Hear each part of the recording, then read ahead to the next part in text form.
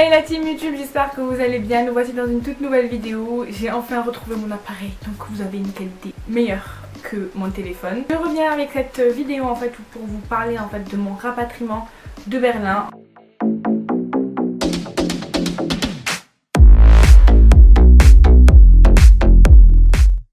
Je sais pas si vous avez suivi un petit peu, je vous mettrai en barre d'infos en fait toutes les vidéos que j'ai faites en rapport avec ce que je vais vous raconter.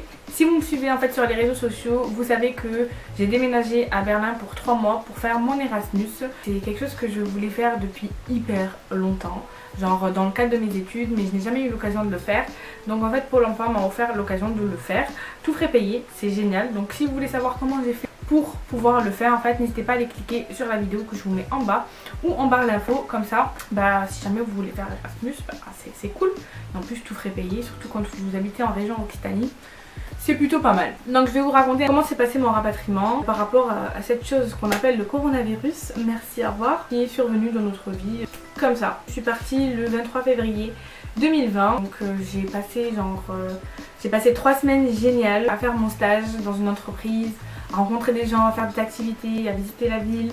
C'était génial, tout était parfait, ma famille d'accueil ainsi que le travail, tout était génial. Les copines que j'ai rencontrées sur place, donc qui étaient suisses, avaient fini en fait leur Erasmus, elles étaient là pendant 6 mois et en fait leur dernier jour c'était le vendredi avant le mardi 18 mars.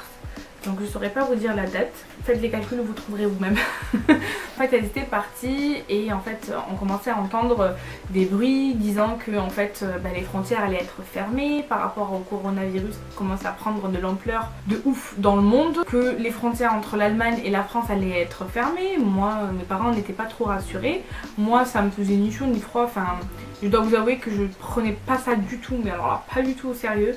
Enfin je me suis dit ouais c'est loin de moi et puis tant qu'ils n'ont pas pris des mesures pour me rapatrier en France, c'est que vraiment la chose elle est pas grave. Et du coup j'ai continué et à un moment ils ont fermé les frontières terrestres, et ça je ne le savais pas, je pensais que c'était toutes les frontières. Et du coup je me suis dit en fait je suis coincée à Berlin et ça me dérangeait pas en fait, parce que pour moi je continue à aller au travail, tout se passait normal en fait. Donc si je continue à aller au travail alors que la France ils sont confinés, c'est qu'en fait l'Allemagne allait bien. Mais en fait ce que je ne savais pas c'est que l'Allemagne n'allait pas bien du tout et qu'en allant au travail je prenais des risques en fait d'être contaminée moi aussi, et je ne sais toujours pas si je suis contaminée ou pas, s'il faut je suis porteur sain ou pas. Porteur sain c'est quand vous portez le virus sur vous mais que votre corps est assez fort pour le combattre et du coup vous montrez aucun signe de faiblesse ou aucun signe de virus là et vous paraissez normal en fait. En fait j'avais vu des rumeurs circuler sur internet qui disaient que la France allait être en confinement, que plus personne allait pouvoir sortir. Donc du coup j'ai pris les devants et j'ai commencé à filmer un début de vidéo 20 activités à faire pendant le confinement. Donc en fait je voulais filmer pendant que j'allais au travail, c'était le lundi matin, le lundi 17 mars. Et donc je vais au travail tranquillement, la matinée se passe et puis 11h30, mon téléphone qui s'affole. Donc je reçois des messages de partout sur WhatsApp. En fait l'organisme avec lequel je suis partie, donc pour comprendre tout ce qui est organisme etc, je vous renvoie vers la vidéo Erasmus pour vous expliquer quels sont les acteurs de ma vie à Berlin en fait. Quelles sont les personnes qui ont un rôle en fait dans cet Erasmus là. Du coup je reçois plein de messages sur ce groupe qui disent urgent, urgent, allez voir vos mails. Prise de panique. Je commençais à avoir le cœur qui battait, c'était horrible. Je comprenais pas en fait ce qui se passait parce que je me suis dit attendez, tout allait bien ce matin, tout allait bien hier, tout allait bien vendredi, je vois pas pourquoi ça va pas aujourd'hui en fait. Du coup je vais prendre mon téléphone. En fait sur le groupe WhatsApp il y avait écrit le 16 mars. Le matin, bonjour à tous, merci de consulter rapidement vos mails s'il vous plaît. Donc on ouvre le mail et là il y a écrit en gros rapatriement urgent vers la France. Donc en fait dans le mail il y a écrit en gros que, écoutez, je vais vous le lire. Programme Erasmus urgent rapatriement. Donc bonjour à tous, en raison de la situation sanitaire actuelle, nous venons de recevoir de la direction générale de Pôle emploi la directive d'interrompre vos mobilités et d'organiser votre rapatriement en France. Je vais prendre directement contact avec vous. Non j'étais là mais moi en fait je veux rester les gars, enfin ça fait depuis des années que en fait j'étais pas consciente de ça engendré et de ce qui se passait vraiment, parce qu'en fait j'étais loin de la France. En Allemagne il n'y avait pas de telles mesures qui avaient été prises et pour moi voilà quoi. Donc du coup j'appelle mes parents et Rokaya, ils me disent mais vaut mieux que tu rentres, quitte à ce que tu reviennes plus tard, mais rentre. Comme ça, nous ça nous rassure que tu sois là pour voir déjà que tu es en sécurité, que tu n'es pas je sais pas où, qui te permettent de sortir, etc. alors qu'il faut rester à la maison. Donc ça nous rassurait que tu rentres au moins et après c'est pour mieux repartir. Donc moi j'étais là mais en fait j'avais, comme on dit, le cul entre deux chaises. Je savais pas, je voulais rester en fait. Et têtue comme je suis, je voulais rester. Il n'y avait pas que moi dans le groupe qui voulait rester. Elle nous a dit en fait que si on voulait rester, qu'il fallait qu'on signe une décharge de responsabilité de Pôle emploi, je pense. Donc en gros s'il nous arrivait quoi que ce soit, c'était pas à leur charge, c'était à notre charge. Et en plus de ça, ils nous laissaient rester parce que les transports étaient payés et le logement était payé. Donc tout était payé en fait. Je me suis dit, ah ouais, responsabilité. Donc ça veut dire que si il m'arrive quoi que ce soit, en fait, je serai toute seule. Et c'est vrai que si vous arrive quoi que ce soit, vaut mieux être entouré de votre famille ou il faut être entouré de votre entourage, quoi. De votre cercle. Les gens qui sont toujours là avec vous en fait. Et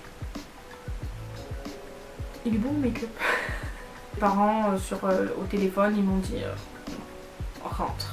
J'ai décidé que j'allais rentrer, du coup j'ai appelé l'organisme de Berlin pour leur dire excusez-moi, oh, est-ce que vous avez vu le mail que j'ai reçu? Ils m'ont dit non, tu viens de nous l'apprendre. J'ai dit ah d'accord, les nouvelles vont pas si vite que ça. On m'a rassurée comme on pouvait et ils m'ont dit de rentrer à la maison. Même ma boss elle m'a dit vaut mieux que tu rentres à la maison, comme ça si jamais on te dit de partir, comme ça tu pourras partir.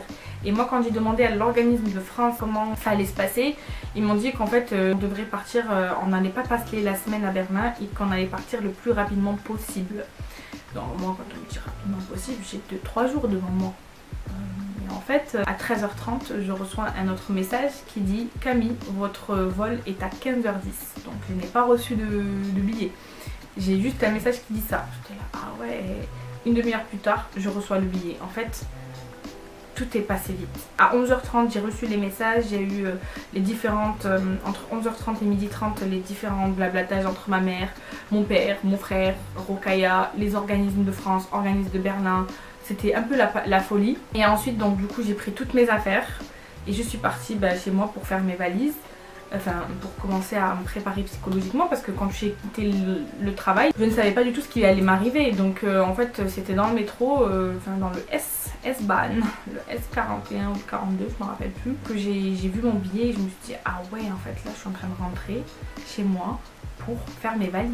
J'ai eu mon billet 24 heures pile poil avant, enfin 25 heures avant le vrai départ. Donc en fait je suis rentrée, j'ai commencé à faire mes valises, c'était l'horreur, sachant que 4 jours avant j'avais fait des courses, donc en fait j'avais pas ramené des courses avec moi. Il y avait de la salade, il y avait du pain, il y avait des trucs dans le congélateur, enfin il y avait du lait, il y avait beaucoup de choses. J'avais cuisiné en plus de la dinde, je m'en rappelle, genre il y avait 1 kg de dinde que j'avais cuisiné parce qu'en fait je me suis dit comme ça au moins je cuisine tout le dimanche.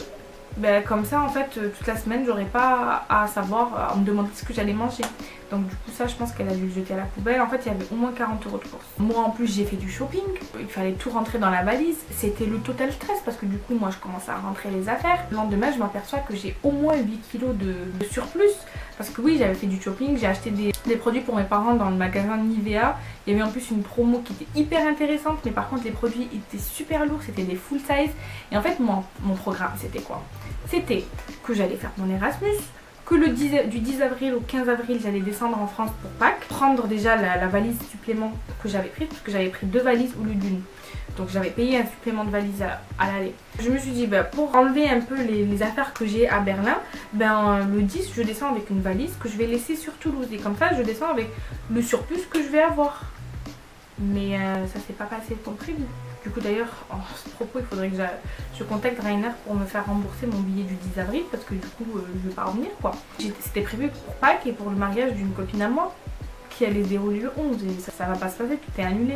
Tous les rassemblements de moins de 50 personnes et même pas de moins de 50, à cette époque là c'était moins de 50, mais là tous les rassemblements tout court de plus de 2 ou 3 personnes sont interdits, on doit rester chez nous, on n'a rien à fêter, c'est l'horreur. Moi j'avais prévu ça, donc c'était l'horreur, donc j'avais acheté ça, cette petite assiette. Je me suis dit que j'allais faire de la déco, je me suis dit que j'allais m'acheter un peu de déco pour me sentir encore plus chez moi. J'avais acheté un cadre pour mon vision board, j'avais acheté des bougies d'ailleurs, je l'ai ramené avec moi et je l'ai fini ici. Ce sont trop bons, c'est une Airwick vanille. Oh là là, elle démonte l'odeur, j'adore. Du coup, 8 kilos et j'ai eu de la chance parce que Air France, KLM, je vous remercie du fond du cœur. Ils ont fait abstraction parce qu'en plus de ça, j'avais 22 € sur le compte. Donc à un moment quand j'arrive devant KLM et qu'ils me disent que par rapport à mes kilos, qu'il faut que je donne en plus des 70 € que j'ai payé la veille pour rajouter une valise, ils m'ont demandé de rajouter 70 €. J'aurais dit mais je sais bien que c'est pas de votre faute, c'est encore moins de la mienne. En fait, j'ai fait mes valises dans la panique, j'ai fait mes valises dans le rush, je savais pas que j'allais partir, donc j'aurais pris mes précautions avant. Et ouais, c'était compliqué ce rapatriement. Et en plus de ça, on a pris un avion commercial. Moi, j'avais un billet Berlin-Toulouse, mais je devais avoir une escale, enfin j'ai eu une escale à Paris. Mais il n'y a eu aucune mesure de masque, aucune mesure de sécurité sanitaire. Voilà, que ce soit à Berlin, à Paris ou à Toulouse. Donc en fait, et après ils s'étonnent pourquoi il y a beaucoup de propagation de virus en fait. À un moment, les aéroports, c'est là où tout a commencé dans les aéroports en fait. Enfin, ça a commencé en Chine, mais ça a commencé aussi dans les aéroports. C'est là où il y a eu le transfert des gens, les virus qui vont d'une personne à l'autre, qui voyagent et voilà quoi. Pour vous dire que ouais, c'est parti vite. Là, je suis sur Toulouse, ça fait depuis une semaine aujourd'hui, pile poil. Ça fait une semaine que je suis à Toulouse. J'espère très sincèrement que je vais repartir. Mon cœur est resté à Berlin et j'ai pas encore vu tout ce qu'il fallait que je voie à Berlin, donc j'aimerais bien finir cette expérience Erasmus parce que ça fait depuis des années, quand je vous dis des années, que j'attends cette expérience là. Et certes c'est pas dans le cadre des études mais c'est dans le cadre du travail et c'est tout aussi bien. Je m'estime heureuse parce que j'ai eu de la chance et tout était frais payé en plus, donc voilà en gros mon histoire de rapatriement. Oui, en plus de ça, en m'envoyant une attestation, j'étais à l'aéroport donc il fallait que j'imprime l'attestation, mais à un moment moi j'étais même pas au courant. J'étais là mais où est-ce que vous voulez que j'imprime l'attestation? Donc en fait ça va être simple parce que j'ai pas le choix en fait. Donc quand ma mère elle est venue me chercher, bon ça s'est passé tranquillement, mais c'était quand on est rentré dans ma petite commune, c'est là où on a eu un barrage et on nous a demandé, et bon la personne était compréhensible, bon c'était le premier jour de confinement et surtout qu'elle avait vu que j'avais des bagages derrière et j'avais mon billet pour prouver que j'ai pris l'avion quoi. Enfin je vous raconte un peu ma vie, story time, mais surtout en fait pour vous sensibiliser si jamais vous voulez prendre, enfin je sais pas si vous voulez travailler en Europe ou travailler dans un autre pays quelconque, bien évidemment vous devez prévenir votre famille, prévenir un entourage qui est en France, mais surtout allez prévenir l'ambassade en fait. Quand vous arrivez dans un pays étranger, en fait il faut vous déclarer à l'ambassade tout simplement, il faut leur dire coucou, c'est moi en fait, je suis là pour travailler. Il faut leur donner bien évidemment une adresse. Vous pouvez le déclarer soit dans une ambassade physique, soit dans internet. Je ne l'ai jamais fait mais je savais qu'il fallait qu'on le fasse. Je ne l'ai pas fait pour Erasmus parce que c'était Pôle emploi qui gérait tout ça, donc c'était pas de mon ressort. Mais par exemple si je voulais faire l'expérience de moi-même, il fallait que j'aille déclarer ça à l'ambassade. Et en fait pourquoi allez-vous déclarer? C'est pour vous protéger en fait. Si un jour il y a des guerres, si un jour il y a le virus, il y a un quelconque problème en fait dans le monde, en fait la France est au courant où vous êtes, tout simplement, parce qu'ils ont une adresse, ils savent que vous n'êtes pas en France, ils savent que s'il y a un problème en fait, c'est à eux de vous rapatrier et c'est à leur charge et vraiment votre pays ne vous laissera pas dans la merde s'il se passe quoi que ce soit. Il y a toujours des vols de rapatriement, soit des vols commerciaux ou des vols qui sont réservés par le gouvernement français tout simplement. Donc urgent, quand vous partez dans un pays pour travailler, je crois qu'il y a un minimum, déclarez-vous, comme ça tout le monde sait où est-ce que vous êtes et si jamais il se passe quoi que ce soit, la France sait où aller vous chercher, tout simplement. Voilà, j'espère que cette vidéo vous aura plu, j'espère que vous aurez appris des choses et peut-être que ça vous servira pour la prochaine fois si vous voulez avoir des expériences à l'étranger. N'oubliez pas de vous abonner, c'est juste en bas, de laisser un petit like, quand même ça nous encourage et en plus de ça, ça fait longtemps que j'ai pas fait de vidéos et mes vidéos ne sont pas vues par toute ma communauté qui me suit sur YouTube, donc ce serait cool de me laisser aussi un commentaire et de me rejoindre sur les autres réseaux sociaux aussi en barre d'infos. Je vous fais de très gros bisous et je vous dis à très vite pour une nouvelle vidéo. Bye.